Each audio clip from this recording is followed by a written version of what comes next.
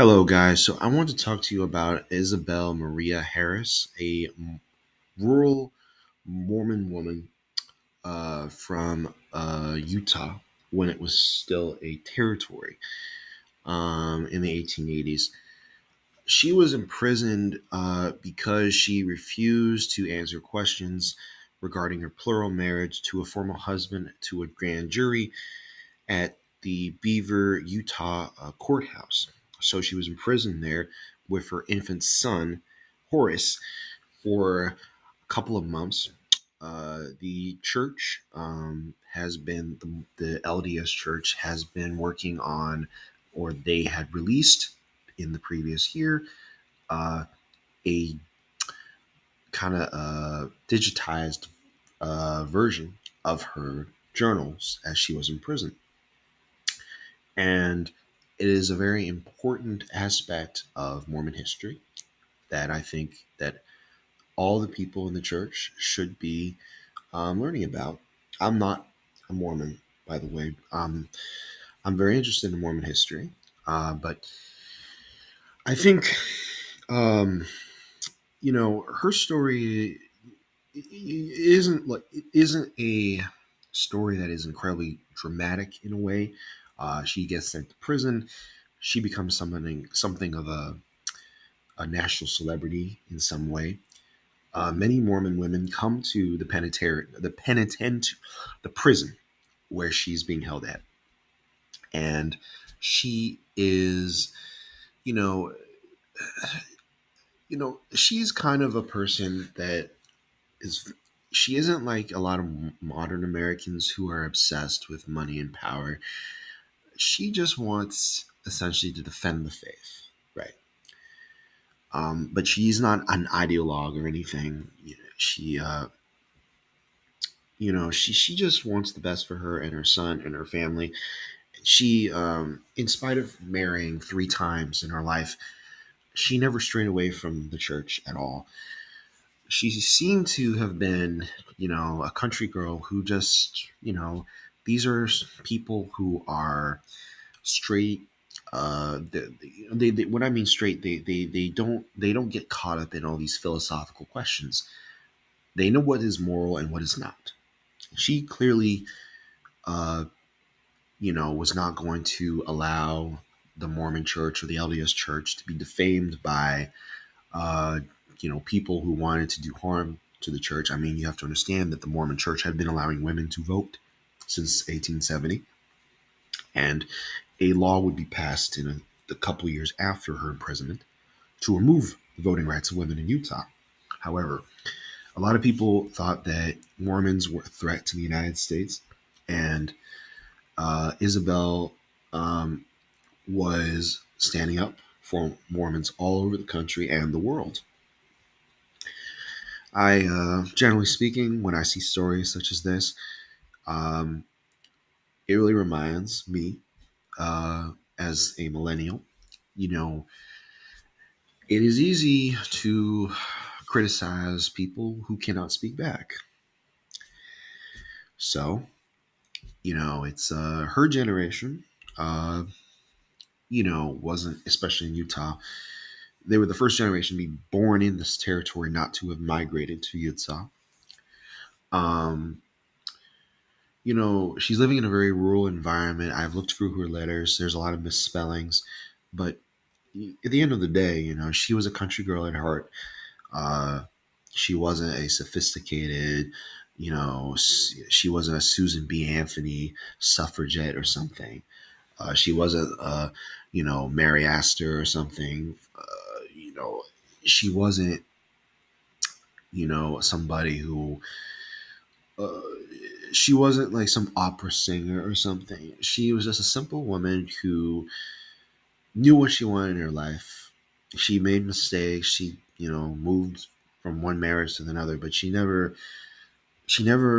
became one of these, like, what they call, these people who essentially, in my view, are leaving the church, and they essentially want to pursue a selfish individualism, and then anything that the church does is seen as a horrible thing. um, not realizing that they have the benefit of living their individualist life under the protection of a largely conservative military and system that supports that military, right? So a lot of these people are very ungrateful, considering the conditions that she had to live in. I mean, small towns in Utah, it was very small population.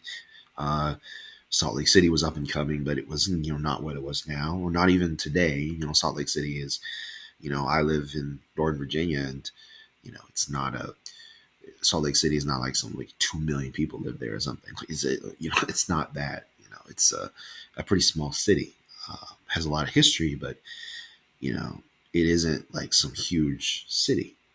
It's a city that punches above its weight, and it's definitely one of the most important cities in American history. That's for sure, in my opinion.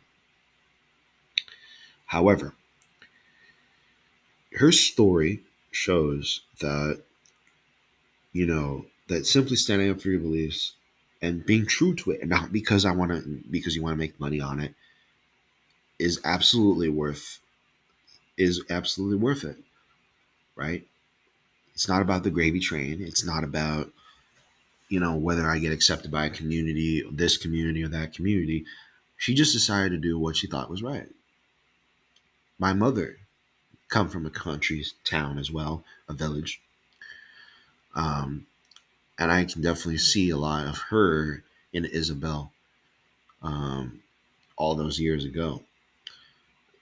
There is a kind of attraction one can get when you are always a book smart guy, you're always in the books, then you forget about humanity. She was educated to some degree, but she wasn't like looking to start a revolution. She just wanted to stand up for what she believed was right and protect the church. So to all these people who leave the church and complain about its corruption, stories such as this show that the Mormon church, despite its supposed conservatism on certain issues, has been definitely supportive of women, but still wants women to have dignity in their lives and not just simply be, you know, raging individualists all the time and have no respect for themselves. I think that it's really important to have stories like this being put out. I know that people, they want to emphasize the temple ceremonies. They want to emphasize all these things to show this church is crazy and everything. But it's simple stories such as this. She's not in the world. Isabel wasn't put on Earth, to essentially change anything. She just wanted to stand up for something. She wanted to protect who she was, her identity, but she wasn't doing that so she could impose it on others. And I think her humility, like people wanted her to be a prop for them, and she refused to do that. She simply, the people who helped her and didn't want her to be a prop, she stood with those people. They were her real friends, not the others who wanted to use her or didn't care about her or saw her as a threat to America, which was not correct because the Mormons wanted America to succeed, but they just had a different way of thinking about it. So I recommend to all Mormons to read her diary. There are the original versions of the diary. It's all written in cursive, um, but of course, it has been transcribed by the people who work at, you know, the Church Historians Press, who is responsible for putting her diary up online, and you can read it there, and you can see, there's additional pictures and additional kind of context to her life. I recommend everybody read this diary. I think it's very important, and I believe that in this day and age when it's easy for people to, especially people who call themselves, you know, they call themselves ex-Mormon people. It's easy for people to go on this site and criticize and say crap about it all day. Um, I know that I'm an outsider. I don't really like if one is born into something, the grass is always greener, one could say. However, I think that life is not about giving you chocolates all the time. Sometimes you have to eat your broccoli, you have to eat your vegetables. I mean, that's the way it is, and people don't want to do that now. They just want everything to be chocolate and candy. This is not to say that, people cannot have dignity. They can't, people, hierarchy, people who are in hierarchy need to respect those who are lower in the hierarchy. But people need to understand that the church has never really been about oppressing women. They were the first ones to give voting rights to women in the world, other than Wyoming. If this woman can divorce 3 times, and this is a time when divorce was rare in America, Catholics couldn't even divorce, right? You know, we need to have these stories being told and put up there. Now, there will be people who will, try to twist it for their political agenda, for whatever they want. But she simply lived her life. She knew what she was, and I think that's more. She knew who she was in a way that I still don't really know myself. So I recommend everybody read the diary, read the context about what she was going through. It will teach you a lot, and I really hope you learn something from it. So yeah, I think it's definitely worth reading for sure, and it will teach a lot of people about what the church is really about.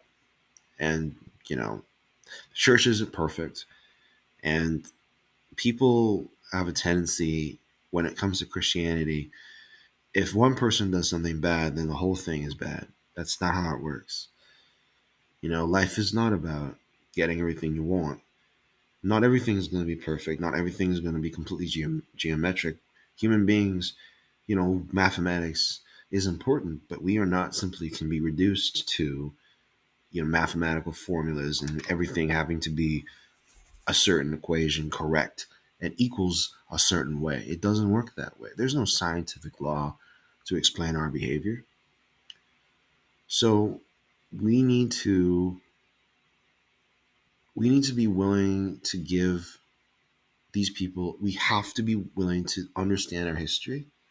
And it's not just for Mormon history, but for the American history.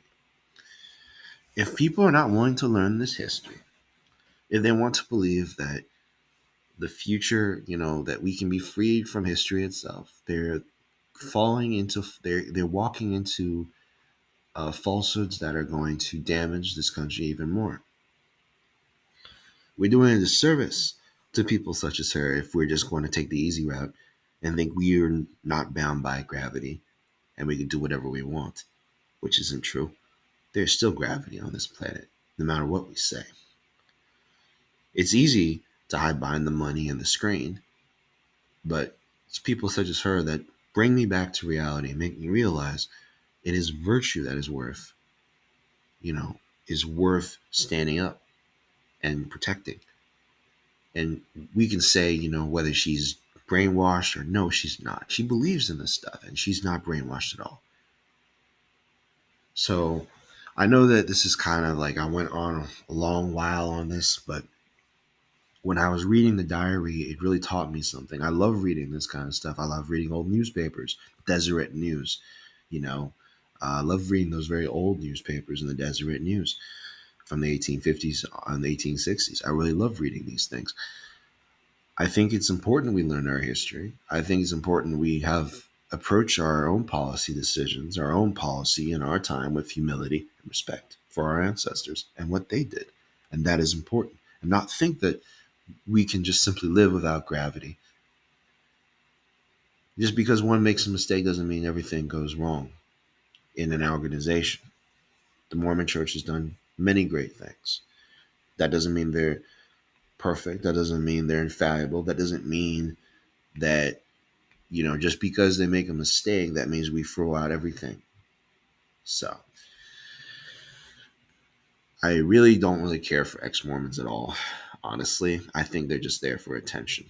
They should be talking about their history with humility, maturity, but they do not want to. They want to get attention. They want to talk about as if they're the most important thing on the planet.